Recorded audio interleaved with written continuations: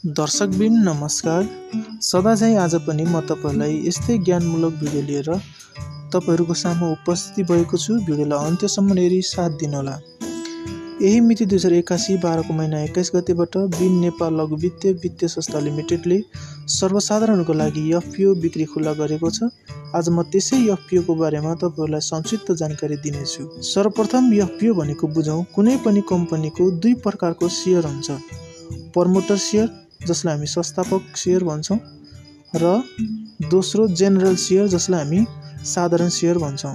कम्पनीको कुल शेयरमा 70% promoter share हुन्छ भने 30% जेनरल शेयर हुन्छ। यदि कुनै पनि कम्पनीको जेनरल शेयर 30% छैन भने त्यस कम्पनीले एफपीओ यानी कि फर्दर पब्लिक अफरिङ जारी गर्छ।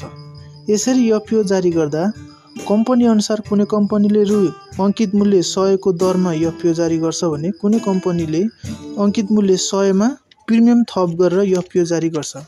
यो प्रिमियम भनेको चाहिँ के हो भन्दा अंकित मूल्य 100 भयो, अब त्यसमा 200 रुपैयाँ प्रिमियम थप गर्यो भने त्यो कम्पनीले 300 मा चाहिँ एफपीओ जारी गर्छ। अथवा कुनै कम्पनीले प्रिमियम 100 रुपैयाँ थप गर्यो भने 200 मा एफपीओ जारी गर्ने हो। कुनै पनि कम्पनीले रु 100 कै दरमा एफपीओ जारी गर्छ भने कुनै कम्पनीले प्रिमियम थप गरेर एफपीओ जारी गर्छ। अब कुरा गरौं अहिले निष्कासन गर्न लागेको बिन नेपाल लघु वित्तीय संस्था लिमिटेडको। यो कम्पनीले यही मिति 2081 12 को महिना 21 गतेबाट अंकित मूल्य 100 को दरमा 51259.5 किता सर्वसाधारणको लागि बिक्री खुला गर्ने भएको छ। यो एफपीओ लाई हामी 2081 12 को महिना 21 गते बिहान 10 बजेदेखि 2081 12 को महिना 26 गते बेलुका 4 बजेसम्म भर्न सक्छौं।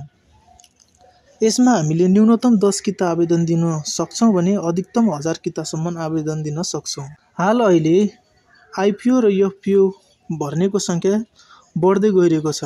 अहिले आईपीओ र एफपीओ करिब 18 देखि 19 लाख मानिसहरूले भर्ने भएको हुँदा 10 किता मात्रै आवेदन दिँदा बुद्धिमत्ता हुनेछ। यसरी 10 कितामा हामीले आवेदन दिँदा हामीसँग रु 1000 हुन आवश्यक छ। हाल यो कम्पनी बजारमा 3000 को हाराहारीमा किनबेच भइरहेको तपाईले देख्न सक्नुहुन्छ। यदि यो एफपीओ पर्यो भने हामीले लगानी गरेको 1000 रुपैयाँ सिधै 3000 हुन सक्ने देखिन्छ। त्यो भएको कारण यो एफपीओ आफ्नो मात्र हैन आफ्नो परिवारको पनि भर्न नभुल्नु होला। यदि तपाईको परिवारको डिमेट अकाउन्टहरु छैन भने आज नै तयारी गरी एफपीओ भर्नको लागि तयारी हुनु होला।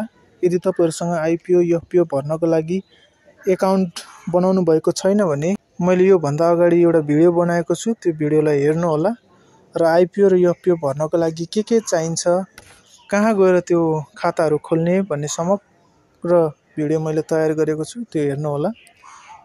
हस्त साथीहरु, आजको भिडियो तपाईलाई कस्तो लाग्यो? कुनै राय सुझाव सल्लाह छ भने तलको कमेन्ट बक्समा दिन सक्नुहुनेछ र अन्त्यमा मेरो यस मेहनतको लागि एउटा लाइक र सब्स्क्राइब गर्न नभुल्नु होला भन्दै बिदा हुन चाहन्छु। Thank you so much.